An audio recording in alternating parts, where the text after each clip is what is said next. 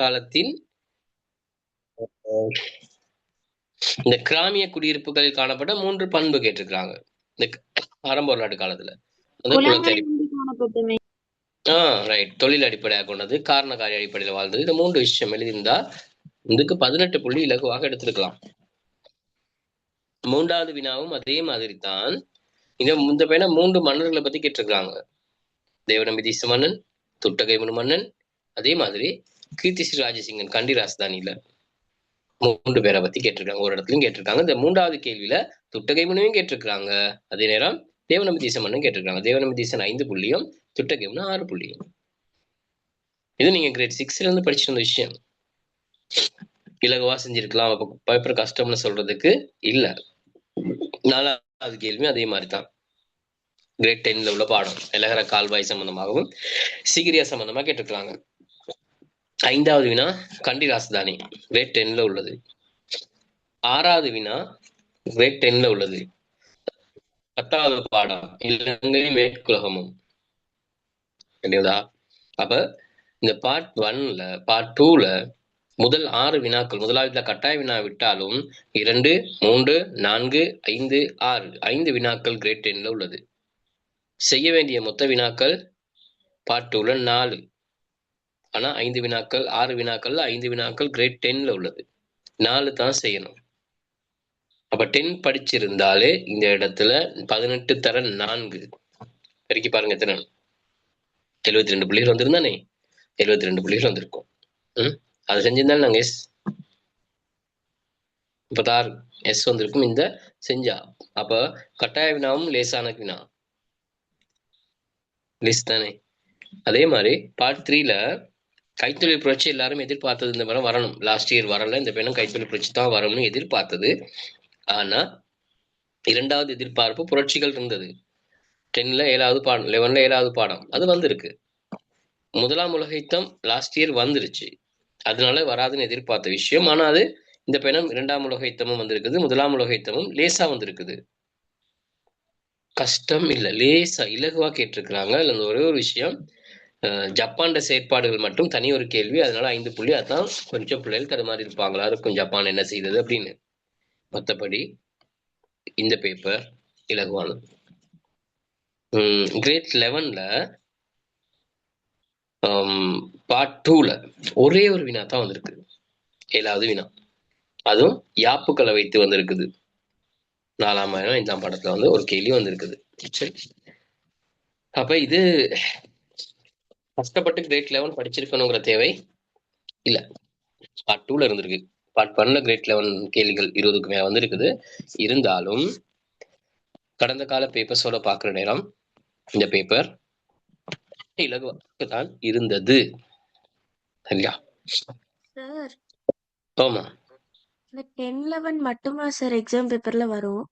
S, 10 11 மட்டும்தான். நீங்க வேற ஒரு பேப்பரும் படிக்க தேவையில்ல. 6ல இருந்து நீங்க படிக்கிற 9 வரையும் படிக்கிற பாடங்கள் உங்களுக்கு இல்ல, தேவையில்ல.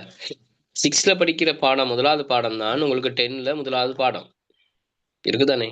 மாற்றங்கள் காலகட்டம், அந்த வரலாற்றுக்கு முற்பட்ட காலம், சாரி வரலாற்று மூலாதாரங்கள், அத்தனை 10ல முதலாவது பாடம். கிரேட் 6ல படிச்சது. 6ல கடைசி படிச்ச மன்னர்கள் இருக்கு தெரியுமா, அந்த மன்னர்கள் தான் நீங்க துட்டகைமுனு, தேவநம்பி தீசன், பண்டுகாவை எல்லாருமே வராங்க. அங்க படிச்சதுதான் இங்க இருக்குது. கிரேட் 10ல படிக்கிறோம் திரும்ப. 6ல படிச்ச அதே விஷயம் கிரேட் 10ல திரும்ப படிக்கிறோம். கிரேட் 7ல படிச்ச விஷயம் திரும்ப கிரேட் 10ல படிக்கிறோம். 10ல 7வது பாடம் பாருங்க, தென்மேற்கு நோக்கி இடப்பெயர்வுன்னு வரும், குடியேற்றம் இடப்பெயர்வுன்னு சொல்லி. அது கிரேட் 7ல படிச்ச பாடம். அதே பாடம் இங்க கொஞ்சம் விரிவா இருக்கும். கிரேட் 8ல படித்த பாடம் தான் கண்டிராட்சியம், கிரேட் 10ல இருக்குது. மறுமலர்ச்சி கிரேட் 8ல படிச்சது கிரேட் 10ல இருக்குது, பாடத்துல இருக்குது. கிரேட் 11ல வர்ற பாடங்கள் கிரேட் 9ல படிச்சது. 9ல 2ஆம் பாடம், 3 4 அப்படின்னு பாருங்க. 4ஆம் பாடம் மட்டும் வராது. இந்தியாவினுடைய வரலாறு மட்டும் கிரேட் 11ல இல்ல, மற்றபடி எல்லாமே கிரேட் 11ல இருக்கு. அங்க உள்ள அங்க படிச்சது. அப்ப அங்க உள்ளத எல்லாமே இங்க அடுத்த 10லயும் 11லயும் வந்துட்டுச்சு. இப்ப 10 11ல வந்தனால நீங்க அங்க திரும்ப எக்ஸாம் போற நேரம் நீங்க 10 11 புத்தகம் மட்டும் படித்தால் போதும். வரலாறுல அந்த 2 புத்தகம் மட்டும்தான். விளங்குதா? வேற நீங்க 6 இருந்து பாடமாக்குறதுல ஒன்றுமே இல்ல. ஒன்றும் யோசிக்க தேவை இல்லை. இலகுவாக இருக்கும். இலகுவான வினா, இலகுவான பேப்பர். நல்ல புள்ளிகளை பெற்றுக்கொள்ளக்கூடியது. தொடர்ச்சியாக கிளாஸ்க்குள்ள இருந்தீங்கன்னா ஓகே. பாஸ் பேப்பர் கடந்த வருட பாஸ் பேப்பர் வரை நீங்க கையில வச்சிருந்தீங்கன்னா போதும். இல்ல வேணாம், இப்பயும் பாஸ் பேப்பர் நீங்க வாங்க தேவையில்ல. யார்டையாவது உங்க நண்பர்கிட்ட இருந்தா பாஸ் பேப்பர் எடுத்து பார்த்துக்கலாம். நாங்க படிக்க படிக்க கேள்விகளை செஞ்சுட்டு போகலாம். ரைட். குறிக்கிறது பாஸ் பேப்பர்ல வந்த இடங்கள் தான் திரும்ப திரும்ப வரும். இந்த பயணம் வந்திருந்த இடங்கள் கொழும்பு, செங்கடகல, காலி, கற்பிட்டி. கற்பிட்டி நகரம்னு வந்திருக்குது, கற்பிட்டியை குறிச்சா சரி. கல்லோயா நீர்த்தேக்கம், யாழ்ப்பாண நகரம், தெதிர்வோயா, நுகரவாவி, மன்னார் நகரம், திருகோணமலை நகரம், கும்புக்கநோயா, பதவிய ஆறு. பதவியான்னு வந்திருக்கணும், பதவியாறுன்னு இருக்கு. 12 இடங்கள். உலக படத்திலையும் பர்மா, கள்ளிக்கோட்டை, ஸ்பானியா, ரோசிமா, மலாக்கா நீரிணை, பால்டிக் கடல். பாஸ் பேப்பர் எடுத்து பாருங்க. கடந்த வருடம் வரை இவையெல்லாம் பாஸ் பேப்பர்ல ஏற்கனவே வந்த வினாக்கள். ஏற்கனவே வந்தது, திரும்பியும் வந்திருக்குது. அப்ப பாஸ் பேப்பரை எடுத்து குறிச்சு அந்த இடங்களை குறிச்சு பார்த்தா போதும். நீங்க குறிச்சு பார்க்குற நேரம் பிள்ளைகள் போய் ப்ராக்டிஸ் பண்ணணும். அந்த நீங்க வாங்க வேண்டிய படம், கடையில விற்கிற படங்கள் வாங்கி குறிச்சு பார்க்க வேண்டாம். உலக படம், இலங்கை படம் கடையில விற்கிறாங்களே, அது நீங்க வாங்க வேணாம். அதை வாங்கி குறிச்சு பார்க்க வேணாம். நீங்க குறிச்சு பார்க்கறதா இருந்தா நீங்க பார்க்கணும், உங்களோட பாஸ் பேப்பர்ல இருக்குது பாருங்க படம். பாஸ் பேப்பர்ல இருக்குது இலங்கை படமும் உலக படமும். அந்த படத்தை போட்டோ காப்பி எடுத்து அதுல குறிச்சு பழங்க. இதுதான் எக்ஸாமுக்கு வர்ற படம். அதுல இருக்க நதிகள், அதுல இருக்க அந்த படங்கள் தான் வரும். உலக படத்திலையும் அமெரிக்கா வராத படம் தான். அமெரிக்காவினுடைய தோற்றம் இருக்காது அந்த படத்துல. அமெரிக்காவில குறிக்க வாரது இல்ல. அமெரிக்கா கண்டத்துல எதுவுமே குறிக்க வாரது இல்ல. ஆப்பிரிக்காவோட மேல ஐரோப்பா பகுதி மட்டும்தான் இருக்கும். அதுல மட்டும்தான் குறிக்க வேண்டி வரும். அதுலயும் இந்த பக்கம் ஜப்பான் அப்படியே இந்த வகையில் மட்டும். அப்ப அதுக்குள்ள மட்டும்தான் குறிக்கணும். அதுலயும் குவைட், ஈரான், ஈராக்கெல்லாம் கேட்கறதே இல்ல. அரபியா, அரேபியா, மக்கா, இப்படி சில இடங்கள். அப்ப அதனால அதுக்கேற்ற மாதிரி தமிழில் நீங்க தயாராகணும். Okay, right. இப்ப நான் பேப்பரை பத்தி கேட்டனால நான் உங்களுக்கு அந்த விளக்கம் கொடுத்துட்டேன். நம்ம பேப்பர் கஷ்டம் இல்லை, வரலாறு லேசு. அந்த மனநிலையோட இப்ப நாங்க படிக்கிற பாடங்களை படிச்சுட்டு போனா போதும். Right, okay. ஏதாவது லாஸ்ட் வீக் நாங்க படிச்ச விஷயம் ஏதாவது கேட்க இருக்கா உங்களுக்கு? லாஸ்ட் வீக் படிச்சதுல முன்னாம் பாடம் நாங்க கமிக்க பரமக்க வரையும் படிச்சிருக்கோம், அப்படிதானே? கமிக்கட பண்பு, பரமக்கட பண்பு படிச்சோம். அதோட முடிச்சிட்டோமா?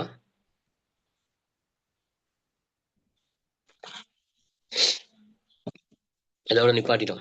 ஞாபகம் இருக்குதா?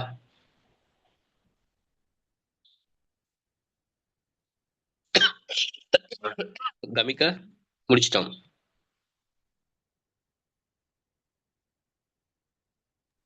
சார் கமிக்க முடிச்சாச்சு.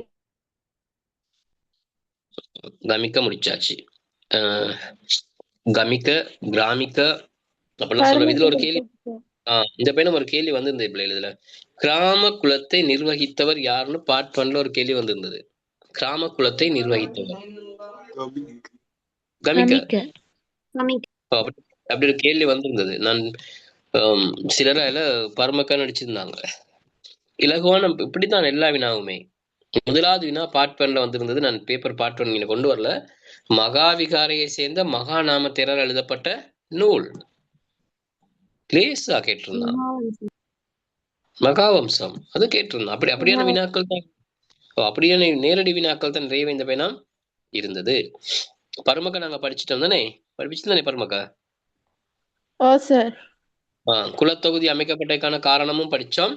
மேட்டுப்பாங்கான நிலத்துல இருக்கிற நீர் தாழ்நில ஈரவலை மேல் தாழ்நில பகுதியில் இருக்கிற குளம் ஒன்றுக்கு திருப்பி விடுதல், அதான் குலத்தொகுதி அமைக்கப்பட்டதுக்கான காரணம்னு சொல்லியும், இரு குளங்களுக்கு இடையில் உள்ள இந்த கால்வாய் எந்த நேரம் நீர் பாயிறனால ஈரழிப்பாயிருக்கும், ஆக விவசாயத்துக்கு அது பொருத்தமாக இருக்குங்கிறனாலையும் அவங்க என்ன செஞ்சாங்க, கால்வாய் குலத்தொகுதி அமைச்சாங்க. குலத்தொகுதிக்கு சொல்லப்பட்ட பெயர் வெவ் பிரதாபனையர். உலருடைய மக்கள் அதை எல்லங்காவன்னு சொல்லி சொன்னாங்க. இந்த சொற்கள் எல்லாம் ஒன் வேர்ட் ஆன்சர்ல வரும். சரி, ரைட், இது முடிச்சோம். இன்னைக்கு நாங்க அரசின் வளர்ச்சி படிக்கணும் அப்படியா? இது படிக்கணும், இது நான் படிக்கிறது இன்னைக்கு. ஓகே, இதோட படிப்பிக்கணும்னு நினைக்கிறேன். இங்க இருந்து படிப்போம் நாங்க. இங்க இருந்து படிக்கணும், இந்த இடத்துல இருந்து நினைக்கிறேன், ஞாபகம் இருக்கு அப்படித்தான். இந்த குலத்தொகுதி தான் இது, பாருங்க.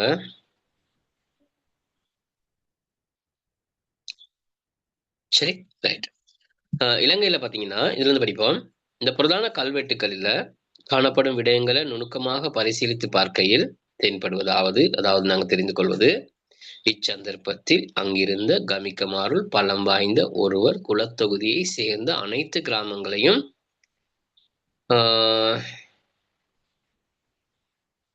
அது யாரு மெசேஜ் செக் பண்றது இல்லை இதுல. சரி, கல்வெட்டுகளை பார்க்குற நேரம் இந்த குலத்தொகுதியை நிர்வகிப்பவர் கமிக்கமார்ல பலம் வாய்ந்த ஒருவராக தான் இருக்கணும். அவர் தான் யாரு? பருமக்கர். இவரை பருமக்கர் என்ற பெயர்ல சொல்லியிருக்கிறாங்க. இவர் கமிக்கமார்ல பலம் பெற்றவர். இருக்கிற கிராமங்கள்ல உள்ள கமிக்கமார்ல பலம் பெற்ற ஒருவரை தான் நாங்க என்ன செய்யறோம்? பருமக்கவாக தெரிவு செய்யறோம். குடும்ப தலைவர்கள்ல பலம் மிக்கவர் செல்வந்தர் தான், செல்வம் உடையவர் தான் கமிக்கவாக தெரிவு செய்யறோம். அப்ப ஒவ்வொன்றும் அடுத்தடுத்து என்ன செய்யும்? மாறிட்டு போகணும். இந்த குலத்தொகுதி ஒன்றும் அதனுடன் சம்பந்தப்பட்ட பல கிராம பிரஜைகளினது நலனுக்காக தீர்மானங்களை மேற்கொள்வதற்கான அதிகாரம் அளிக்கப்பட்டவராக பருமக்க இருந்தமையால் அக்கால சமூகத்தில் அவர்கள் பலம் வாய்ந்த பிரமுகர்களாக காணப்பட்டாங்க. பலம் வாய்ந்தவர்கள்.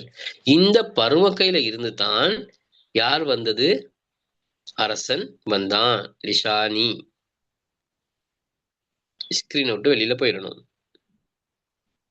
விளங்குதா? ரிஷானி ஸ்கிரீன்ல உங்களுக்கு வேலை இல்லை, அதுக்கு இருக்காதீங்க, ரிமூவ் பண்ணுவேன் கிளாஸ் விட்டு. சரி, இதுல இந்த உலர் வலயத்துல பாத்தீங்கன்னு சொன்னா பரந்த நில பிரதேசத்தில் இவ்வாறான குலத்தொகுதிகள் நூற்றுக்கணக்கான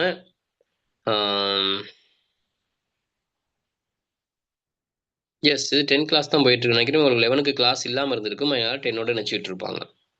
சரி, 11 ஆக்களுக்கு இது பிரயோசனமானதுதான் 10, அதனால நினைஞ்சிருக்கலாம். Right, okay. இங்கே பாத்தீங்கன்னா இவ்வாறாக இந்நாட்டின் பிரதேச நிர்வாகத்தை கொண்டு நடத்திய பருமக்கமாரின் அதிகாரம் விரிவடைந்து சென்றது. பருமக்காடு அதிகாரம் என்ன செய்யுது? கொஞ்சம் கொஞ்சமாக விரிவடைந்து போகிறது. சில வேளைகள்ல இவங்க என்ன பண்றாங்கன்னா அரசர் என்ற சொல்லாலும் தம்மை குறிப்பிட்டு கொண்டாங்க. இவங்கத்தான் தன்னை அரசர்னு சொன்னாங்க. இந்த பருமக்கமாரை வென்று ஆட்சிக்கு வந்தவன் தான் பண்டுகாபிய மன்னன். இந்த வினா இந்த பேனம் ஓடல் பேப்பர்ல வந்திருந்தது. சரியா? பருமக்கமாரை வெற்றி பெற்று பிரதேச தலைவர்களை வென்று ஆட்சியை பெற்றவன் அப்படின்னு ஒரு கேள்வி வந்திருந்தது பார்ட் 1ல. இப்படி இதெல்லாம் தெரிஞ்சிருந்தா தான் அதுக்கு சரியான விடை அடிக்க முடியும், கொடுக்க முடியுமா இருந்திருக்கும். இதெல்லாம் எங்கெங்கயோ இருந்து வர்ற வினாக்கள். இப்ப எல்லா வினாக்களும் இந்த நோட்ஸ் நான் உங்களுக்கு வாசிக்கிறதுக்கு காரணம், இதுல ஒவ்வொரு இடத்துலயும் உங்களுக்கு பார்ட் 1க்கான வினா இருக்கு. 18 பாட வேலை பாடங்கள் இருக்குது. 10ல 10 பாடமும் 11ல 8 பாடமும் 18 பாட வேலையில இருந்து உங்களுக்கு 40 வினா வரப்போகுது. அவ்வளவு புத்தகம், இரண்டு புத்தகங்கள்ல இருந்து 40 வினா வர்ற நேரம் அது எந்த இடத்துல இருந்தும் வரலாம். நாங்க பெரிய வினா கெஸ் பண்ணலாம், இந்த வினா வரலாம்னு சொல்லி நாங்க தீர்மானிக்க முடியும். ஆனா பார்ட் 1 தீர்மானிக்கிறதுங்கிறது கடினம். அப்ப அந்த நேரத்துல தான் இந்த நோட்ஸ் அவ்வளவும் நாங்க என்ன செஞ்சிருக்கணும்? வாசிச்சிருக்கணும். புத்தகம் முழுமையா புத்தகத்தை வாசிச்சிருந்தா தான் எங்களால முடியும் எந்த இடத்துல எந்த சொல் இருக்கு, எந்த விட இருக்குன்னு தெரியும். அதனாலதான் நான் PDF போடாம புத்தகத்தை போட்டு பாடத்தை போட்டு புத்தகத்தை போட்டு ஒவ்வொரு இடமா உங்களுக்கு விளங்கப்படுத்திட்டு போறேன். அந்த இடத்துல நீங்க மார்க் பண்ணி கொள்ளணும். அப்ப தெரியும் இந்த மார்க் பண்ண இடத்துல ஏதோ முக்கியமான ஒரு விஷயம் இருக்கு, ஒரு வினா இருக்கு, ஒரு முக்கியமான தகவல் ஒன்று இருக்கு அப்படிங்கிறத நீங்க விளங்கி கொள்ளணும். Right right. மாத்தளை மாவட்டத்துல எம்புல் அம்பே என்னும் இடத்தில் உள்ள பிரதான கல்வெட்டு ஒன்றில் போசனி அரசன் என்று அறியப்பட்ட பிரதேச நிர்வாகிகள் பற்றி குறிப்பிடப்பட்டு பாருங்க. ஒரு பிரதேச நிர்வாகின்னு சொல்ற பருமக்க, அவர் தன்னை போசினி அரசன் சொல்லியிருக்கிறாரு. அதுக்கு உதாரணம் மாத்தளை மாவட்டத்துல எம்புள்ளம்பே என்ற இடத்துல உள்ள ஒரு கல்வெட்டுல சொல்லப்பட்டிருக்கு. ஒன் வேர்ட் ஆன்சர் கேள்வி, ஞாபகம் வச்சுக்க வேண்டிய வினாக்கள் அதுல மார்க் பண்ணப்பட்டிருக்கணும். புத்தகம் உங்களுடையது, இந்த புத்தகம் ரிட்டர்ன் பண்றது இல்ல, ஓலெவல் முடியும் வரை உங்க கையில இருக்க போகுது. ஆகவே அதை தேவையான இடங்கள் எல்லாம் மார்க் பண்ணி வச்சுக்கொள்ளுங்க. கிறுக்கிறது இல்ல, பென்சிலாலேயோ அல்லது ஹைலைட்டர் பண்ணியோ அழகா மார்க் பண்ணி வச்சுக்கொள்ளுங்க. கேகாலையில் இதன் பொருள் வந்து பிராச்சீன அரசன், அதாவது கிழக்கு பிரதேச அரசன் என்பதாகும். கேகாலையில் யட்டஹலென எனும் பிரதான விகாரையில் உள்ள கட்குகை ஒன்றில் துகத ரஜ என்று குறிப்பிடப்பட்டுள்ள அதே போன்ற சொல்லியிருப்பாங்க. பர்மக்க இவர்கள் தங்களை என்னன்னு சொல்லியிருக்கிறாங்க, மன்னன் என்று சொல்லியிருக்கிறாங்க. தங்களை மன்னனாக சொல்லியிருக்கிறாங்க. அவங்க சொல்லியிருக்காங்க நாங்கள் மன்னன் அப்படின்னு அறிவிச்சிருக்கிறாங்க. அதுக்கு உதாரணம் இந்த கல்வெட்டுக்கள் உதாரணம். அந்த இடத்துல மார்க் பண்ணிருக்கணும், பக்கத்துல சொல்லியிருக்கணும் இந்த விஷயங்கள் இருக்குன்னு பென்சில்லையாவது நோட் பண்ணிக்கணும். அப்ப அவங்களுக்கு எங்கேயாவது ஒரு இடத்துல கேள்வியை பார்க்கும்போது இந்த பக்கம் இந்த இடத்துல இந்த கேள்விக்கான விடை இருக்குன்னு சொல்லி தெரிஞ்சுக்கொள்ளணும். ரஜ ரஜ ராஜா என்னும் சொல் மகிழ்விப்பவர் என்று பொருள் தருகின்றது. ரஜ என்றால் மகிழ்விப்பவர், ஜோக்கர் அல்ல. மகிழ்விப்பவர் சொல்றது ஜோக்கர் அல்ல. மக்களை தங்களுடைய ஆட்சியின் திறமையால மகிழ்வாக வைத்துக் கொள்பவர். சிறந்த ஒரு ஆட்சியை அவர் அந்த பிரதேசத்துல செய்யும் போது மக்களுக்கு எந்த பிரச்சனையும் இல்லை, மக்கள் சந்தோஷமா இருப்பாங்க. அதான் மகிழ்விப்போர்னு சொல்றேன். சிலருடைய ஆட்சி சரியில்லைன்னு சொன்னா நாட்டுல மக்களுக்கு நிம்மதியாக சந்தோஷமாக இருக்க முடியாது, பிரச்சனை. அது இங்கே இல்லை, அதான் மகிழ்விப்பவர்னு சொல்லி சொல்லப்பட்டிருக்காரு. ரைட், பாருங்க. மக்களுடைய நல்வாழ்வுக்காக அர்ப்பணிப்புடன் செயற்பட்டு அவர்களை குதூகலமடைய செய்பவர்களை குறிக்க சொல் பிரயோகிக்கப்பட்டுள்ளது. பரமக்க என்போர் இவ்வாறு செயற்பட்டமையால் பிற்காலத்தில் அவர்களை குறிப்பதற்கு அது போன்ற சொல் ஒன்றை பயன்படுத்தி இருக்கலாம். ரைட்டா? அப்ப இதான் பரமக்கன்னு சொல்றது. தன்னை ராஜான்னு சொன்னார். பாருங்க, மேல ஒரு பாக்ஸ்ல போட்டிருக்காங்க, எல்லா பக்கம் பரமக்க, நடுவுல போட்டிருக்காங்க பாருங்க மப்புருமுக்கா. இந்த பரமக்கமாரிலிருந்து தான் மப்புருமுக்கா என்ற அரசன் என்ன செய்தான், தோற்றுவித்தான். மகாபரமக்க அவர் அரசன்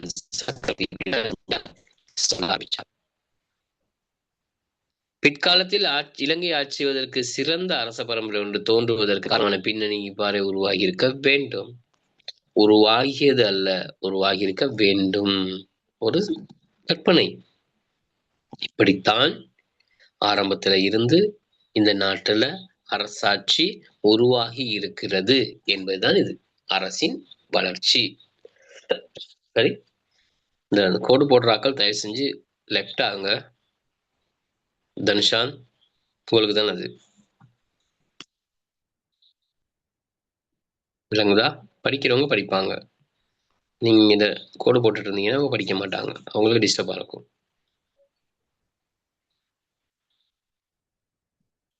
வளமையா நான் ரிமூவ் பண்றது இன்னைக்கு இன்னும் ரிமூவ் பண்ணல, பார்ப்போம். திரும்ப திரும்ப வருமா தான் அவங்கள ரிமூவ் பண்ணிடுவேன். ரைட், இந்த படத்தை பார்த்துக்கொள்ளுங்க. இந்த பிரதான காலத்துல பயன்படுத்தப்பட்ட இந்த களிமண்ணாலான முத்திரை தான் இங்க போட்டிருக்கு. சரி, இந்த முத்திரை ஒன்று போட்டிருக்குது, அதுல பாருங்க. கண்டெடுக்கப்பட்ட போது இதுல எக்குறியீடும் காணப்படவில்லைன்னு சொல்றாங்க. இவ்வாறான முத்திரைகள் அரச அதிகாரிகளினால் பயன்படுத்தப்பட்டவை ஆகும். இம்மூன்று முத்திரைகளும் திஸ்ஸ மகாராமையில் பிரதான நகர கட்டடம் அமைந்திருந்த இடத்திலிருந்து பெறப்பட்டதாகும். திஸ்ஸ மகாராமன் சொல்றது இலங்கையிலே தென் மாகாணத்துல இருக்கிற இடம் தான் திஸ்ஸ மகாராம. அம்பாறை மாவட்டத்துல இருக்குது திஸ்ஸ மகாராம. அங்கதான் இந்த முத்திரைகள் கண்டுபிடிக்கப்பட்டிருக்கு. அப்ப பிரதான காலத்துல சீல், இன்னைக்கு சீல் வச்சிருக்கோம், அந்த மாதிரி சீல் பயன்படுத்தி இருக்கிறாங்க. அதுவும் யார் பயன்படுத்தியிருக்காங்கன்னா அரச அதிகாரிகள் தான் இந்த சீல்களை பயன்படுத்தி இருக்கிறாங்கன்னு இதுல சொல்லப்பட்டிருக்குது.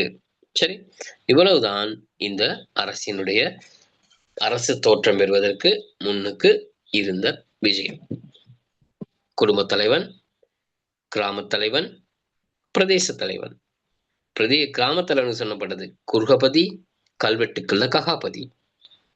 280 கிமு 280ஆம் ஆண்டுகள்ல எங்க சொல்லப்பட்டது பெரிய புளியங்குளம் அப்படிங்கிற கல்வெட்டுல இடத்துல கண்டுபிடிக்கப்பட்டிருக்க கல்வெட்டுக்கள். கமிக, கிராமிக, கிராம தலைவன். கமிகமாரிலிருந்து இருந்து பலம் பெற்றவர், செல்வங்களை உடையவர், கிராம தலைவனாக வருகின்றார். கிராம தலைவர்கள் செல்வம் பெற்றவர், பலம் பெற்றவர், உதவி செய்யக்கூடியவர், பரமகவா வரார் பிரதேச தலைவர். இந்த பிரதேச தலைவருக்கு கிராமங்களை நிர்வகிக்கிற பொறுப்பு இருக்குது. கிராமங்கள் ஏற்பட பிரச்சனை தீர்த்து வைக்கிற பொறுப்பு இருக்குது. குளத்தொகுதியை பாதுகாக்கிற பொறுப்பு, குளத்தொகுதியை அமைக்கிறது, குளத்து நீரை திறந்து விடுறது, இதெல்லாம் அவருடைய பொறுப்பு. கிராமங்களுக்கு இடையில் ஏற்பட பிரச்சனைகளை தீர்த்து வைக்கிறது அவருடைய பொறுப்பு. மிக முக்கியமான பொறுப்பு பருமக்க. இந்த பருமக்கையில பெண்களும் ஆட்சி செஞ்சிருக்காங்க. பருமகளு அப்படின்னு சொல்லப்பட்டிருக்காங்க. பெண்களுக்கு இருந்த முக்கியத்துவம். இப்படி அவங்களுடைய வளர்ச்சி கட்டம் எப்படி எப்படி மாறி இருக்குது, அவங்களோட வாழ்க்கை முறை அப்படிங்கிறது சொல்லப்பட்டிருக்கு. ரைட், இதுவரையும் ஏதாவது சந்தேகம் இருக்கா? கேளுங்க, சந்தேகம் இருந்தா.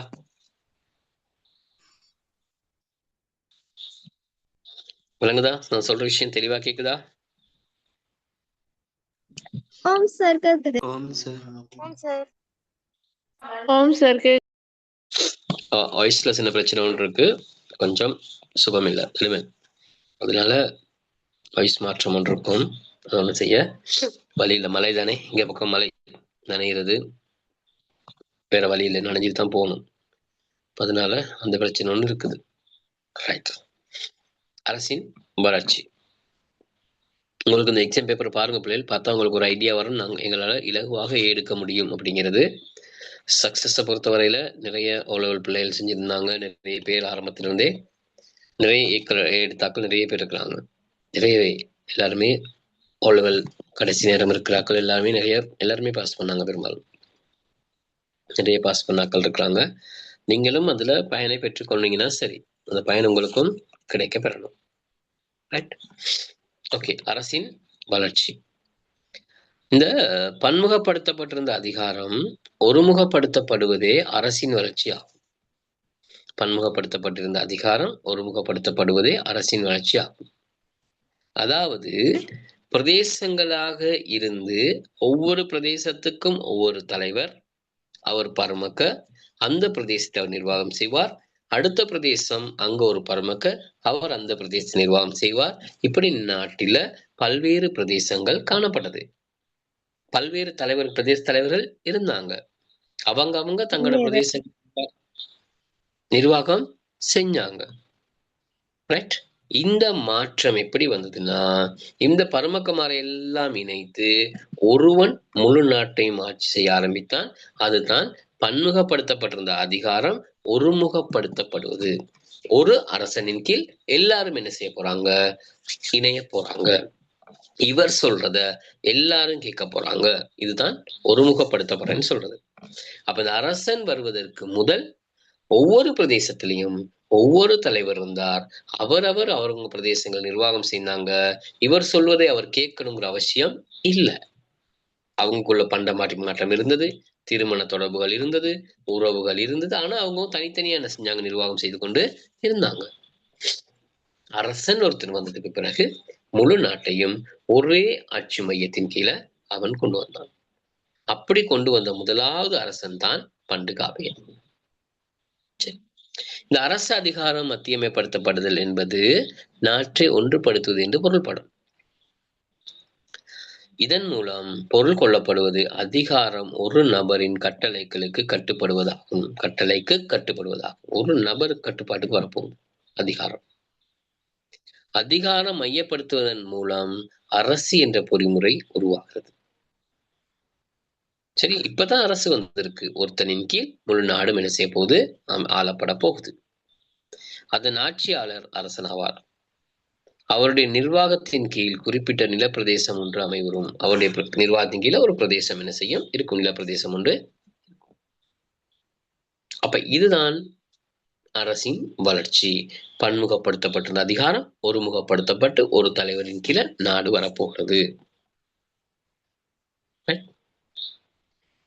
வரலாற்று மூலாதாரங்களில் குறிப்பிடப்பட்டுள்ள முதல் மன்னன் பண்டுகாபேனாவான். மகாவம்சம் தான் என்ன செய்து சொல்கிறது.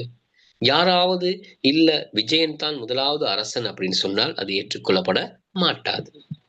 ஏன்னா மகாவம்சம் இலங்கையினுடைய முக்கியமான நூல், நம்பகத்தன்மையானது. அது சொல்கிறது பண்டுகாவேன் தான் இலங்கையினுடைய மன்னன். நான் படிக்கும்போது விஜயன் தான் இலங்கையின் மன்னன் சொல்லப்பட்டது. இப்ப எல்லாம் மாறி இருக்குது, மாற்றம். இந்த புதிய இந்த பாடத்தினூடாக பண்டுகாவேன் தான் இலங்கையின் முதலாவது மன்னன், முழு நாட்டையும் ஒரு ஆட்சி மையமாக கொண்டு வந்தவன், மத்தியமயப்படுத்தப்பட்ட ஆட்சியை ஏற்படுத்தியவன். அப்படிங்கிறனால நல்லா ஞாபகம் வச்சுக்கொள்ளுங்க பண்டுகாவேன். இந்த கேள்விதான் வந்து நினைக்கிறேன். பிராந்திய ஆட்சியாளர்கள் பலருடன் சண்டையிட்டு அப்பிரதேசங்களை கைப்பற்றி அரசனானான். அனுராதபுரத்தை தலைநகரமாக தெரிவு செய்ய ஒரு கேள்வி ஒன்று வந்திருந்தது. தனது ஆட்சியின் மத்திய நிலையமாக அனுராதபுரத்தை தெரிவு செய்து அதனை நகரமாக கட்டியெழுப்பினான்.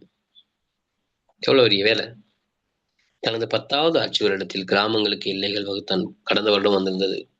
10வது ஆட்சி வருடத்துல கிராமங்களுக்கு அந்த கிராமங்களுக்கு எல்லைகளை போட்டான்.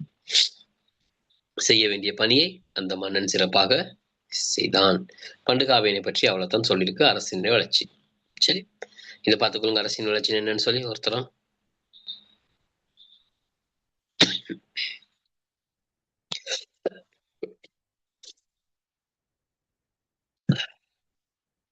எதுவும் கேட்கிறேன்னா நீங்க கேட்கலாம்.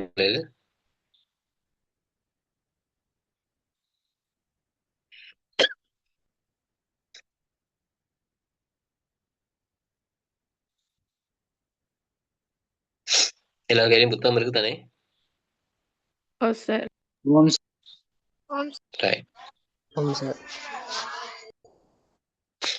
இந்த தேவநம்பிதீசனை பத்தி இந்த பெணம் கேள்வி கேட்கப்பட்டிருந்தது.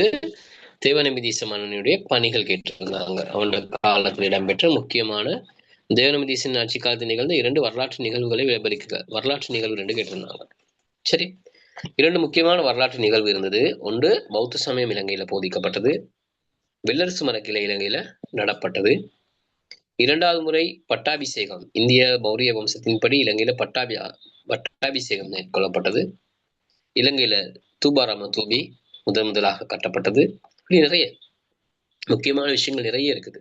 தேவநம்பிதீச மன்னன் இன்றைக்கு இலங்கையில பௌத்த சமயம் நிலைத்திருப்பதற்கு காரணம் தேவநம்பிதீச மன்னன். அவன் ஆட்சியில் இருக்கும்போது தான் அசோக சக்கரவர்த்தியினுடைய நட்பினூடாக இலங்கையில பௌத்த சமயத்தை பரப்புவதற்கு அனுமதி வழங்கப்பட்டது. தேவநம்பிதீச மன்னன் பௌத்த சமயத்தை பின்பற்றினான். மஹிந்த தேரர் இலங்கைக்கு வந்து இவர் தேவநம்பிதீசனுக்கு பௌத்த சமயத்தை போதிச்சதுக்கு பிறகுதான் இவர் பின்பற்றினார். அப்புறம் சங்கமித்தை வந்தாங்க, வெள்ளரசு மரக்கிளை கொண்டு வந்தாங்க. தேவநம்பிதீச மன்னன் காலத்துல தூபாராம தூபி கட்டப்பட்டது. நிறைய மாற்றம். இந்த பௌத்த நாடு அப்படிங்கிறது இங்க இருந்து வந்தது, ஆரம்பத்துல இருந்து கொண்டு வரப்பட்டது. சரி, இந்த தேவநம்பிதீச மன்னன் காலத்துல அரசு மேலும் மத்தியமயப்படுத்தப்படுவதற்கான தேவை மேலும் அதிகரித்தது. இன்னொரு விடயமாக இந்து சமுத்திரத்தில் அக்காலத்தில் வளர்ச்சியுற்று வந்த வர்த்தகத்தை இதற்கு உதாரணமாக குறிப்பிடலாம். சரி, இன்னொரு இந்து சமுத்திரத்துல வர்த்தகம் விரிவடைஞ்சு காலத்துக்கு காலம் வர்த்தகம் என்ன செய்தது? விரிவடையுது. வர்த்தக விரிவடையும் போது அதுவும் ஒரு காரணமாக இருந்தது. கிழக்கு மேற்கு நாடுகளை இணைக்கும் இந்து சமுத்திரத்தின் ஊடாக அமைந்திருந்த வர்த்தக பாதையின் மத்தியில் இலங்கை அமைந்திருந்தது. இப்புவி அமைவிடம் மட்டுமல்லாது சர்வதேச வர்த்தகத்தில் இடம்பெற்ற இரத்தின கற்கள், யானைகள், வாசன திரவியங்கள் என்பன அவர்களுடைய உள்ளங்கவர்ந்த வர்த்தக பொருட்களாக இருந்தன. இலங்கையில் இருந்த முக்கியமான விஷயங்கள் கேட்கலாம். இலங்கையிலிருந்து இலங்கை முக்கியத்துவம் பெற்ற என்ன காரணம்? இந்து சமுத்திரத்தின் மத்தியில் அமைஞ்சிரு.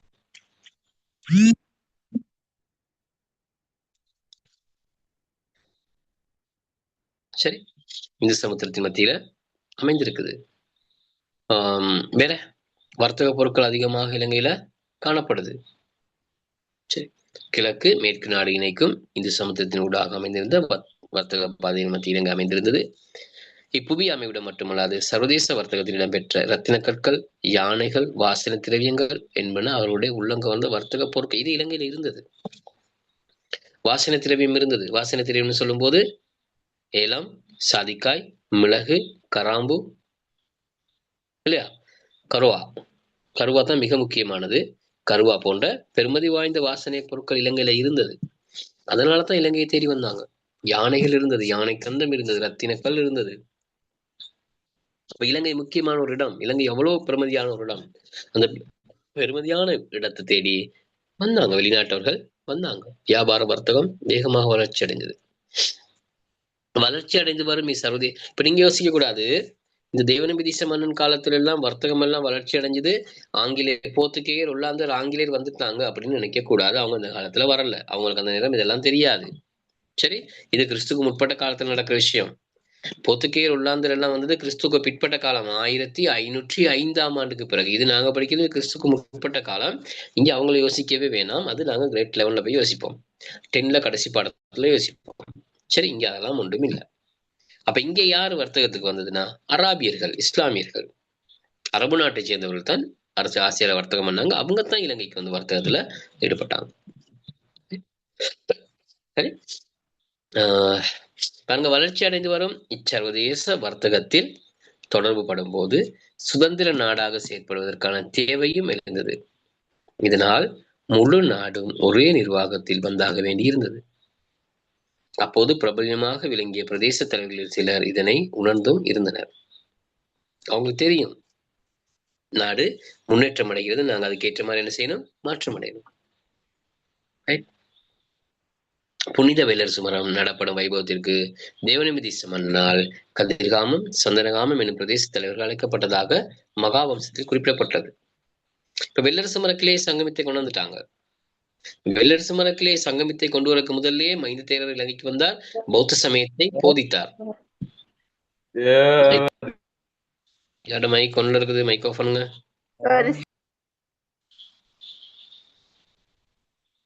சரி, அங்க யாரும் சத்தம் போடுறாங்க தானே. சரி, அப்ப என்ன பண்றான்னா, பௌத்த சமயத்தை போதிச்சு தேவநம்பிதீச மன்னன் பௌத்த சமயத்தை பின்பற்றி கொண்டார். மக்களும் பௌத்த சமயத்தை பின்பற்ற ஆரம்பிச்சாங்க. மைந்த தேரர் வந்து தேவநம்பிதீச மன்னனை சந்தித்த இடம் மிகிந்தலை. இடத்துல எங்கன்னா மார்க் பண்ணிக்கொள்ளுங்க. மிகிந்தலைங்கிற இடத்துல தேவநம்பிதீச மன்னன் வேட்டைக்கு சென்ற போதுதான் மைந்த தேரர் வந்து அவரை சந்திக்கிறார். மிகிந்தலை பெரிய ஒரு மிகிந்தலை விகாரை ஒன்று இருக்கிறது. தேவநம்பிதீச மன்னனை அந்த நேரம் அவருக்கு தேவ நம்பிக்கையில தீசன் தான் பெயர். தீச மன்னனை மைந்த தேரர் உட்பட குழுவினர் சந்தித்த அந்த கல் அழகா இருக்குது, போய் பார்க்கலாம். அந்த மேல இருந்த காட்சி அப்படியே இருக்குது. பெரிய ஒரு தூபி ஒன்று கட்டப்பட்டிருக்கிறது. இன்னைக்கு பேசப்படுகின்ற ஒரு இடமாக அந்த மிகிந்தலை காணப்படுகின்றது அரசியல் செயற்பாடுகள்ல. முக்கியமான ஒரு இடம். தேவநம்பிதீசனும் மைந்த தேரரும் சந்தித்த இடம். சரி, அந்த நேரம் அவருக்கு இருந்த பெயர் தேவ நம்பியல்ல, தீசன் என்ற பெயர். இரண்டாவது முறையாக அவர் முடிசூட்டியதுக்கு பிறகுதான் அவருக்கு தேவ நம்பிய என்ற அசோக சக்கரவர்த்தியினுடைய அவங்க பயன்படுத்துகின்ற அந்த பெயர் வழங்கப்பட்டது. கடவுளுக்கு பிரியமானவன், அதனால்தான் அவன் தேவன் நம்பி அப்படிங்கிற பெயரை மாற்றி வைத்துக் கொண்டார். சரி, அப்ப தீசமன்னனுக்கு பௌத்த சமயம் போதிக்கப்பட்டு பௌத்த சமயத்தை பின்பற்றினதுக்கு பிறகு சங்கமித்தை வந்தாங்க. மைந்த தேரருடைய சகோதரி தான் சங்கமித்தை. அவங்க தான் வெள்ளரசு மரக்கிளையோட இலங்கைக்கு வந்தாங்க. இதுல வினாக்கள் இருக்குது. வெள்ளரசு மரக்கிளை இலங்கை கொண்டு வந்த பிக்குனி யாருன்னு ஒரு கேள்வி கேட்டால் பொதுவா சங்கமித்தை. இவங்க வந்திறங்கிய துறைமுகம் யாழ்ப்பாணத்தில் இருக்க பிள்ளைகளுக்கு தெரியும், ஜம்புகோலப்பட்டினம் துறைமுகம் அல்லது காங்கேசன்துறைன்னு இன்னைக்கு அது சொல்லப்படுகிறது. ஆனா ஜம்புகோலப்பட்டினத்துக்கு போற வழியில மாதகள் அப்படிங்கிற ஒரு இடம் ஒன்று இருக்குது. கேள்விப்பட்டிருக்கீங்களா? யாழ்ப்பாண பிள்ளைகள் இருக்கீங்களா? சார், மாதகள் வந்து மன்னார் தானே? இல்ல, யாழ்ப்பாணம். மாதகள் மன்னார் இல்ல. மன்னார்ல இருக்கா அப்படி ஒரு இடம்? இல்ல சார், மன்னார்ல இல்ல. மன்னார்ல இல்ல, போற வழியில இருக்கிற ஒரு இடம், கரையோரம். அந்த இடத்துல அதுக்கு வேற பேர் இருக்கான்னு தெரியல, மாதகள் தான் எனக்கு தெரிய.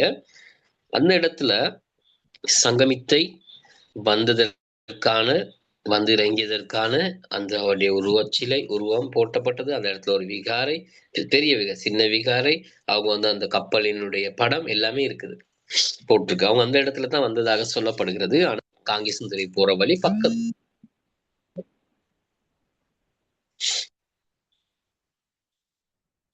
சரி, அதனால அந்த இடம்னு சொல்லப்படுகிறது. எப்படின்னு சொல்லி தெரியல, சாரி. அப்ப அந்த சங்கமித்தை அங்க வந்து தேவநம்பிதீச மன்னனால சங்கமித்தை வரவேற்கப்பட்டு அந்த வெள்ளரசு மரக்கிளை யாழ்ப்பாணத்துல வைக்கப்பட்டு பிறகு அது அனுராதபுரத்துக்கு கொண்டு வரப்பட்டு அனுராதபுரத்துல மகா மேகவனா பூங்காவில மகாவிகாரை பக்கம் நடப்பட்டது. அந்த நாம் நடும் வைபவத்திற்கு தான் இந்த தீச மன்னன், தேவநம்பி தீச மன்னன் சந்தனகாமம் கதிர்காமம்னு சொல்லப்படுகின்ற பிரதேச தலைவர்கள் பருமக்கமாரை அழைத்திருக்கிறார்.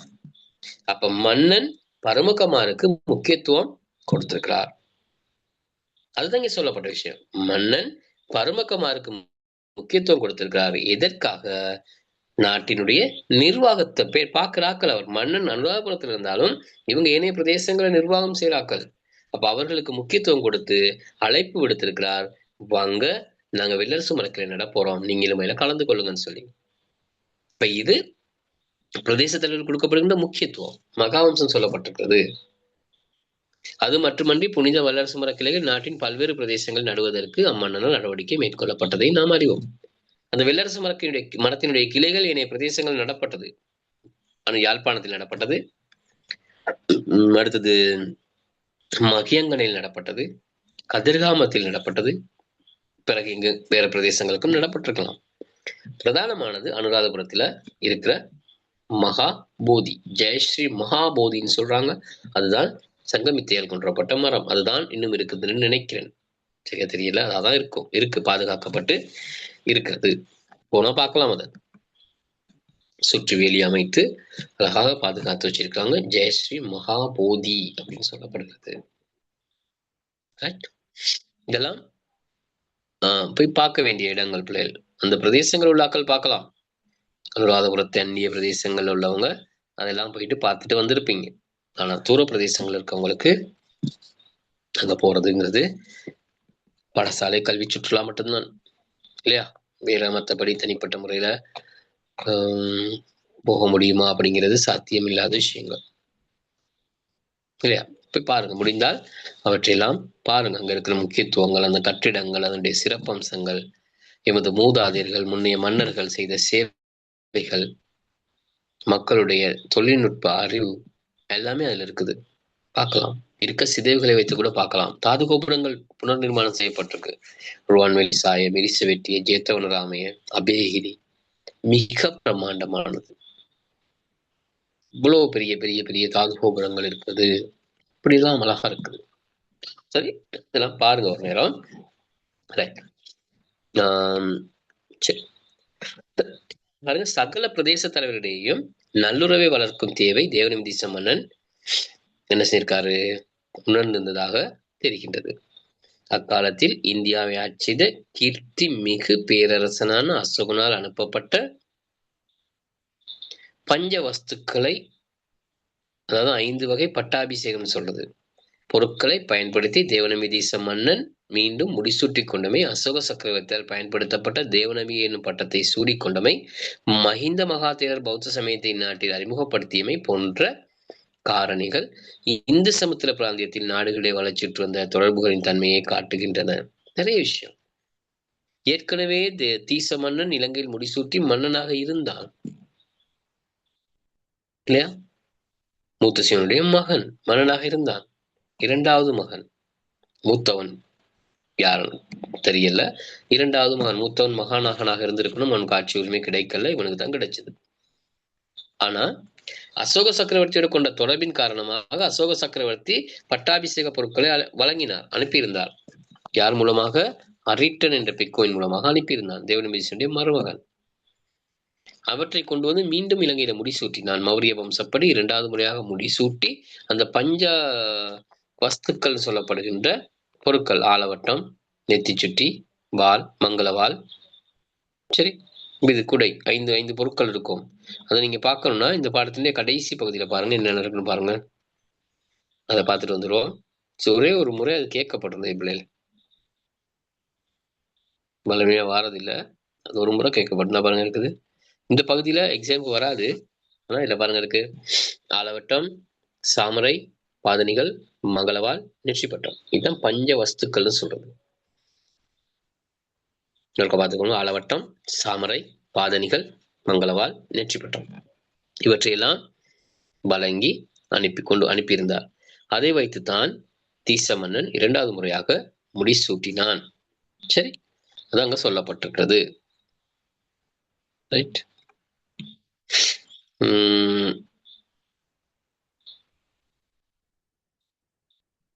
சரி, அசோக சக்கரத்தில் பயன்படுத்தப்பட்ட தேவனிமை பட்ட பெயரை சொல்லிக் கொண்டால் மைந்த தேரர் பௌத்த சமயத்தெல்லாம் வந்து பிராந்தியத்தில் நாடுகளை வராட்சியுற்ற தொடர்புகளை தன்மை காணும்.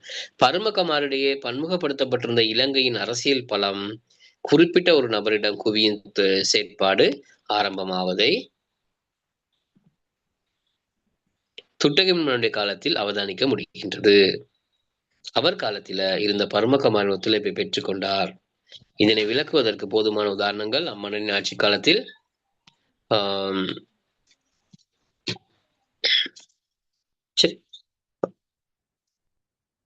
ஆட்சி காலத்தில் கூறிய கல்வெட்டுகளில் காணப்படுகின்றன அப்படிங்கிறத பார்த்துட்டு முன்னுக்குள்ள படத்தை பாருங்க. 2 படம் இருக்குது.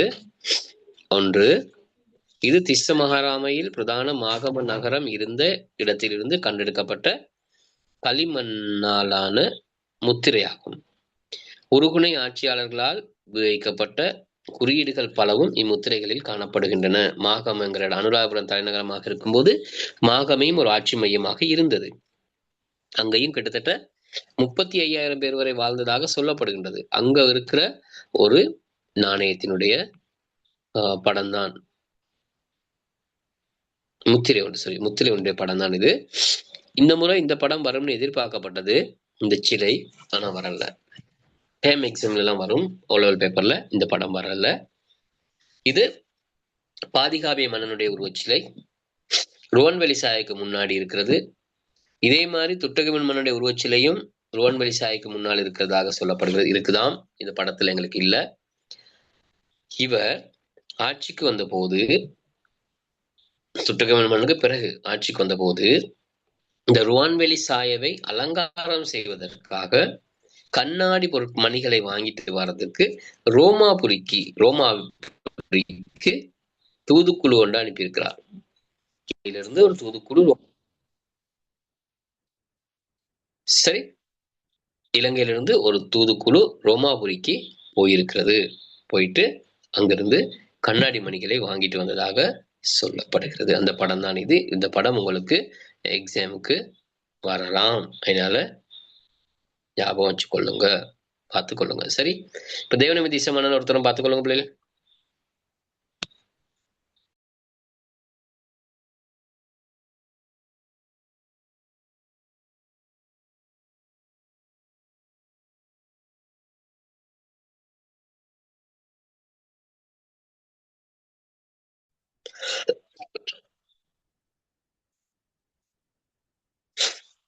ஃபுல்லா வாசி பாருங்க.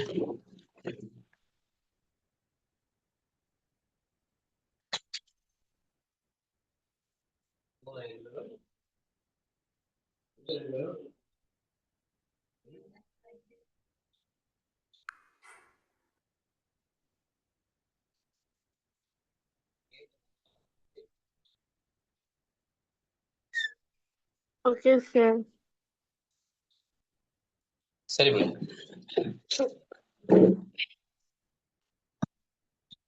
சரி.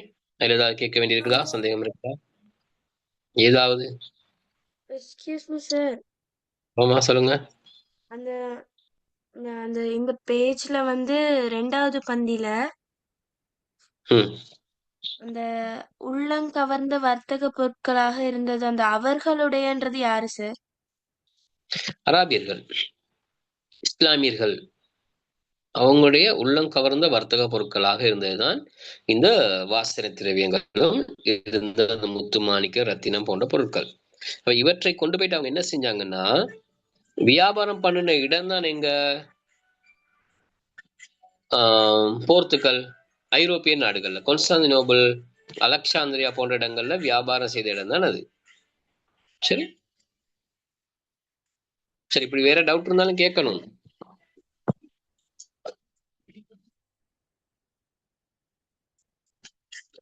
ஓகே பிள்ளைகள், ஒரு நிமிஷம் பிள்ளைகள்.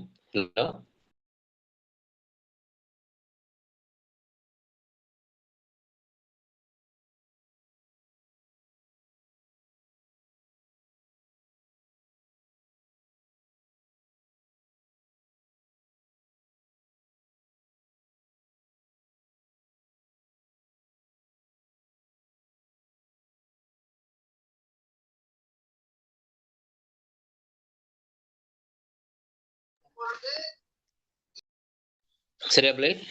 ஓகே, சரிதானே? வேற டவுட் இல்லை தானே? இல்லை. இந்த துட்டகைமனு மன்னன் வந்து இந்த முறை எக்ஸாம்ல வரப்பட்டிருந்தது. துட்டகைமனு மன்னன் மிக முக்கியமான ஒரு ஆட்சியாளர். இவன் காலத்துல அவதானிக்க முடிகிற முக்கியமான விஷயம், இந்த மத்தியமயப்படுத்தப்பட்ட ஆட்சி மீண்டும் என்ன செய்யப்பட்டது, மேலும் உறுதிப்படுத்தப்பட்டது. அவர் அக்காலத்தில் இருந்த பரமகுமாரின் ஒத்துழைப்பை பெற்றுக்கொண்டார். இதனை விளக்குவதற்கு போதுமான உதாரணங்கள் நம் மன்னனின் ஆட்சி காலத்திற்குரிய கல்வெட்டுகளில் காணப்படுகின்றன.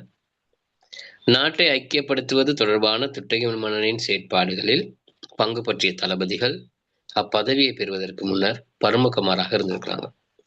நாட்டை ஐக்கியப்படுத்த இந்த பரமகுமாருக்கு முக்கியமான பொறுப்புகளை வழங்கிய மன்னன் யாருன்னு கேட்டா துட்டகைமனு. தேவநம்பிதீச மன்னன் பண்டு பரமகுமாரை அழைத்தான், வெள்ளரசு மரக்களின் நாட்டை அழைத்தான், முக்கியத்துவம் கொடுத்தான். ஆனா பரமகுமாரோட ஒத்துழைப்பை பெற்றுக்கொண்டு நாட்டை முன்னேற்றுக்க அடுத்த துட்டகைமனு மாதிரி நிறைய வேலை செஞ்சிருக்கான். முக்கியமான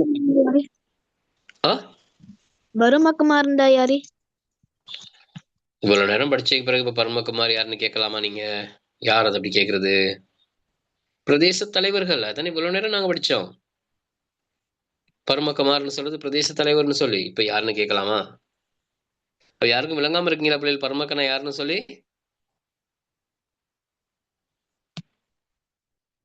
விளங்காம இருக்கிறீங்களா? இல்ல சார், கிளியர். அப்ப யாரும் கேட்டாங்களே பரமக்கனா யாருன்னு சொல்லி. நான் தான் பார்த்தேன், யாருக்கும் விளங்கலையோ, நான் மட்டும்தான் சொல்லிட்டு போறேனோ தெரியலன்னு சொல்லி. பரமக்கன்னு சொல்றது பிரதேச தலைவர்கள். பிரதேசம்னு சொன்னா என்னன்னு உங்களுக்கு டவுட்னு வரலாமே, அதை நான் சொல்லிடுறேன். பிரதேசம்னு சொல்றது நாடு முழுதும், இலங்கை முழுவதும் ஒரு நாடு. இது எல்லாருக்கும் கிளியர் இதுதானே?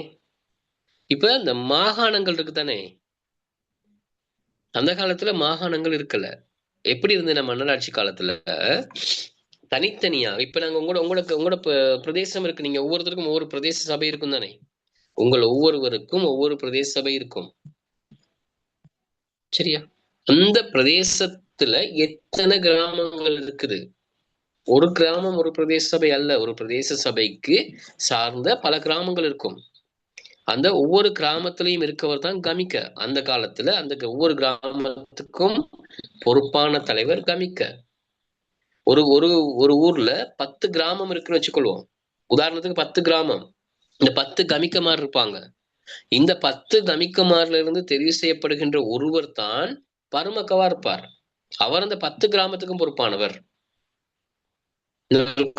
சொல்றேன், ஒரு ஊர்ல 10 கிராமம் இருக்குது, 10 கிராமத்துக்கும் ஒவ்வொரு தலைவர் இருப்பாங்க.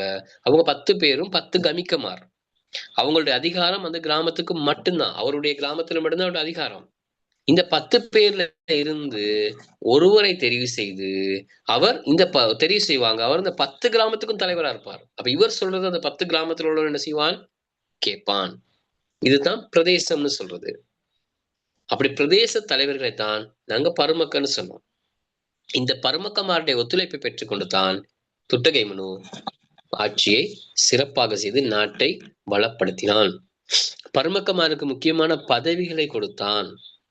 அதுலதான் பரமக்க வேலுசுமன, பூசதேவ, தேராபுத்தாபேய, நந்திமித்ர என்னும் தளபதிகள் பரமக்கமார் என கல்வெட்டுகளில் குறிப்பிடப்பட்டுள்ளன. பரமக்கமாருக்கு தான் மன்னன் முக்கியமான பதவிகள் என்ன செய்கிறான்? கொடுத்திருக்கின்றான். இவ்வாறான கல்வெட்டுக்கள் பலவும் சித்துல் பௌவ எனும் இடத்தில் உள்ள கற்குகையில் காணப்படுகிறது. மார்க் பண்ணிக்கொள்ளுங்க. சித்துல் பௌவ. துட்டகைமனு மன்னன் பரமக்கமாருக்கு முக்கியமான பதவிகளை வழங்கினான் என குறிப்பிடும் கல்வெட்டு காணப்படும் இடம் அல்லது கல்வெட்டு எது அப்படின்னு கேள்வி வரலாம். சரி பாருங்க, துட்டகை மன்னன் பல்வேறு திறமைகள் உள்ள பரமக்கமாரின் ஒத்துழைப்பை பெற்றுக்கொண்டதன் மூலம் அதுவரை பரவலாக இருந்து வந்த அதிகாரத்தை மையப்படுத்தினார். அதிகாரம் பரவலாக்கப்பட்டிருந்த சந்தர்ப்பத்தில் பரமக்க பதவிகளில் இருந்த பிராந்திய பிரமுகர்களின் தலைவர்கள் அதிகாரம் மத்தியமப்படுத்தப்பட்ட பின்னர் அரசின் பல்வேறு பதவிகளை வைப்பவர்களாக மாறினர். அதிகாரம் பரவலாக்கப்பட்டிருந்த சந்தர்ப்பத்தில் பரமக்க பதவி இருந்த நிறைய பிராந்திய பிரமுக தலைவர்கள் அதிகாரம் மத்தியமப்படுத்தப்பட்ட பின்னர் அரசின் பல்வேறு பதவிகளை, அதாவது பிரதேச தலைவர்கள் மன்னன் வந்ததுக்கு பிறகு முக்கியமான பதவிகளை அரசோடு இணைந்து பெற்றுக்கொண்டார்கள். சரி, பருமக்க புசதேவ, தளபதி பருமக்க வேலுசுமன, பருமக்க தேராபுத்தாபி என்று குறிப்பிடப்படும் விதம் சமகால கல்வெட்டுகளில் காணப்படும். அந்த காலத்துல கல்வெட்டுக்கள் சொல்லியிருக்காங்க பருமக்கமாருக்கு இவ்வளவு பெரிய முக்கியமான பதவிகள் எல்லாம் வழங்கப்பட்டிருக்குன்னு சொல்லி. சரி, அதே போன்று பருமக்க பதவியில் வைத்த பொருளாளர், அறவீட்டாளர், செயலாளர், பண்டகசாலை பொறுப்பாளர் தொடர்பாகவும் கல்வெட்டுகளில் குறிப்பிடப்பட்டுள்ளன. இலக்கிய மூலாதாரங்களின் படி இலங்கை தீவை ஒன்றுபடுத்திய முதல் அரசனாக குறிப்பிடப்படுவது துட்டகைமனு மன்னனாகும். இது இலங்கையின் முதலாவது மன்னன் அல்ல, இலங்கை தீவை ஒன்றுபடுத்திய முழு நாட்டையும் ஒரு குடையின் கீழ் கொண்டு வந்த முதலாவது மன்னன் துட்டகைமனு. ஏன் அப்படி சொல்றாங்கன்னு யாருக்காவது தெரியுமா? ஏன் அப்படி சொல்லப்பட்ட என்னன்னா, தேவநம்பிதீசனுக்கு பிறகு அவனுடைய சகோதரர்கள் ஆட்சிக்கு வந்தாங்க 4 பேர். அதுல 4வது ஆட்சிக்கு வந்தவன் தான் அசேலன் என்று சொல்ற மன்னன். அசேலன் தேவநம்பிதீசனுடைய தம்பி. அவன் ஆட்சி செஞ்சுக்கிட்டு இருக்க போது இந்தியாவில இருந்து வந்த எல்லால மன்னன் அவரை வென்று போர் செய்து வெற்றி பெற்று அனுராதபுரத்தை கைப்பற்றி 44 வருடங்கள் ஆட்சி செஞ்சார். அனுராதபுரத்தை 44 வருஷம் இந்தியாவை சேர்ந்த ஒரு தமிழ் மன்னன் அனுராதபுரத்தை ஆண்டான். இந்த எல்லாளனை தோல்வியடைய செய்து கொலை செய்து அனுராதபுரத்தை மீட்டு எடுத்து முழு நாட்டையும் ஒரு கட்டுப்பாட்டு ஒரே குடையின் கீழ் கொண்டு வந்தவன் தான் துட்டகைமனு மன்னன். அதான் ஒரு குடையின் கீழ் சொல்றது. அதனாலதான் அவன் முக்கியமானவனாக பேசப்படுகின்றான். இலங்கை தீவை ஒன்றுபடுத்திய முதல் அரசன் சொல்லப்படுறான். திட்டமிட்ட படையெடுப்பை மேற்கொண்ட முதலாவது மன்னன் துட்டகைமனு. இதை ஞாபகம் வச்சுக்கோங்க, எழுதி வச்சுக்கோங்க பக்கத்துல, கேள்விக்கு வரும். இந்த பிரதான இலங்கையில் அரசியல் அதிகாரத்தை மையப்படுத்துவதில் துட்டகைமனு மன்னன் குறிப்பிடத்தக்க நடவடிக்கை மேற்கொண்டான். பாதிகாபி மன்னன் காலத்துல இலங்கையின் தூதுவர் ஒருவர் ரோமாபுரிக்கு சென்று கண்ணாடி மணிகளை என்பவற்றை கொண்டு வந்ததாக மூலாதாரம். இதான் முன்னுக்குள்ள படத்தை பார்த்தோம், ருவான் வெளிசாய்க்கு முன்னுக்கு இருக்கிற அந்த கல் படம் சிலை, அதான் பாதிகா, அதான் இங்க சொல்லப்பட்டிருக்கு.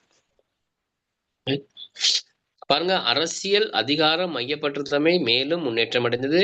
பரிணமிப்பதற்கு வசப மன்னன், இப்ப 4வது மன்னனை பாக்குறோம், பண்டுகாபையன், தேவநம்பிதீசன், துட்டகைமனு, இடையில கொஞ்சம் பாதிகாபையன், அடுத்தது முக்கியமான ஆட்சியாளன் வசபன். இந்த முறை எக்ஸாமுக்கு வரல, எதிர்பார்க்கப்பட்டது. அரசியல் முக்கியமான பரிணாமம் வந்து வசப மன்னன் முக்கியமான ஆள் இலங்கையில. அவனுடைய ஆட்சியின் போது முழு இலங்கையும் ஒரே அழகாக செயற்பட்டது. வசவமன்னன் அமைக்கப்பட்ட கல்வெட்டுகள் நாட்டில் பல்வேறு பரந்துபட்ட பிரதேசங்களில் விரவி கிடக்கு. நிறைய கல்வெட்டுகள் வச்சிருக்காரு. அதுல அவருடைய பனாக்கடுவு செப்பு வள்ளிப்புற பொற்சாசனம் மிக முக்கியமானது. வள்ளிப்புற பொற்சாசனம் ஞாபகம் வச்சுக்கோங்க, அது எல்லா இடத்துலயும் கேள்விகளுக்கு வரும். அத்தோடு நிர்வாக மாவட்டங்களாக பிரிக்கப்பட்ட ஆஸ்தான இலங்கையை மாவட்டங்களாக பிரித்து ஒவ்வொரு மாவட்டத்துக்கும் ஒவ்வொரு தலைவர்களை நியமித்து அமைச்சர்களை நியமித்து நாட்டை நிர்வாகம் செய்தவன் வசப மன்னன் முதலாக. அந்த ஒவ்வொரு மாவட்டத்தையும் நிர்வகிப்பதற்கு அமைச்சர்கள் நியமித்தமையும் இம்மன்னனது காலத்தில் இடம்பெற்றது. இவனுடைய காலத்தில் யாழ்ப்பாண பிரதேசத்தை அவர்களால் நியமிக்கப்பட்ட ரிஷிகிரி என்னும் அமைச்சர் நிர்வகித்ததாக வள்ளிபுர பொற்சாசனத்தில் சொல்லப்பட்டிருக்கிறது. அடிக்கடி வரும். அக்காலத்தில் யாழ் குடா நாடு நாகதீப அல்லது நகதீப என அழைக்கப்பட்டது. ஒரு கேள்வி, வள்ளிபுர பொற்சாசனத்தில் குறிப்பிடப்பட்டுள்ளபடி யாழ்ப்பாணம் எப்பெயரால் அழைக்கப்பட்டது? நகதீப அல்லது நாகதீப. வள்ளிபுர பொற்சாசனத்தின்படி யாழ்ப்பாணத்தை நிர்வாகம் செய்த அமைச்சன் யார்? ரிஷிகிரி அல்லது இசிகிரின்னு இருக்கும், ரெண்டும் சரி. இப்படியெல்லாம் சொல்லப்படும். யாழ்ப்பாணத்தை ரிஷிகிரி என்ற அமைச்சர் நிர்வாகம் செய்ததாக சொல்லப்படும் சாசனம் எது? வள்ளிபுர பொற்சாசனம். வினா மாறியும் வரலாம். இலங்கை சுதந்திரமான நாடொன்றாக உலகின் முன் தோன்றுவதற்கு அரசியல் அதிகாரம் மையப்படுத்தப்பட்டிருந்தமே காரணம் ஆகும் அப்படின்னு சொல்லி இதை முடிக்கப்பட்டிருக்கு. நிறைய விஷயம் ஒரு தலைப்பின் கீழே தான் பார்த்தோம். அதுக்கு முன்னுக்கு கொஞ்சம் பார்த்திருக்கோம், போதும். அரச கோட்பாடும் அரச கருவி அரச பாரம்பரியம் இப்படி 3 விஷயம் இருக்கும். அதோட மன்னன்கள் இருக்குது. அடுத்த கிளாஸ்ல பாடம் முடிஞ்சிடும். சரி, அது முடிச்சிடலாம் வேகமா. இன்னொரு கிளாஸ்ல இந்த 3வது பாடமும் முடிஞ்சிடும். 3ஆம் பாடம் 4ஆம் பாடம் முடிஞ்சா நாங்க ஒரு பேப்பர் ஒன்று, ஃபர்ஸ்ட் டைம் பேப்பர் ஒன்று செய்யலாம். சரி, இதுல ஏதாவது சந்தேகம் இருந்தா கேளுங்க. இன்னைக்கெல்லாம் உங்களுக்கு கிளாஸ் டைம் இல்லைனா முடியுது தானே இல்லையா? லேட் ஆகி ஆரம்பிச்சு ஒரு இப்படி நேரத்துல நிற்கிறோம். கேளுங்கம்மா. பாதுகாப்பிய மன்னனுங்கிறது பண்டுகாபியனை தானே சார் சொல்றேன்? இல்ல பண்டுகாவேன் இல்ல, பாதுகாவேன் வேற பண்டுகாவேன் வேறு. யாரும் சொன்னாங்களா 2 பேரும் ஒருத்தர்னு சொல்லி? ஆப்ஷன் கேள்விப்பட்டேன் சார். இல்ல, அப்படி இல்ல, 2 பேரும் வேற. பண்டுகாவேனுக்கு மிக நீண்ட காலத்துக்கு பிறகுதான் பாதுகாபிய மன்னன். துட்டகமனுக்கெல்லாம் பிறகு. 2 பேரும் ஒருத்தன் அல்ல. பண்டுகாபியன் வேறு, பாதுகாபியன் வேறு. பண்டுகாபியன் முதலாவது மன்னன். பாதுகாபியன் மிக பிற்பட்ட காலத்துல நீண்ட காலத்துக்கு பிறகு வந்த ஒரு ஆட்சியாளர். சரியா? 2 பேரும் ஒருத்தன் அல்ல. வேற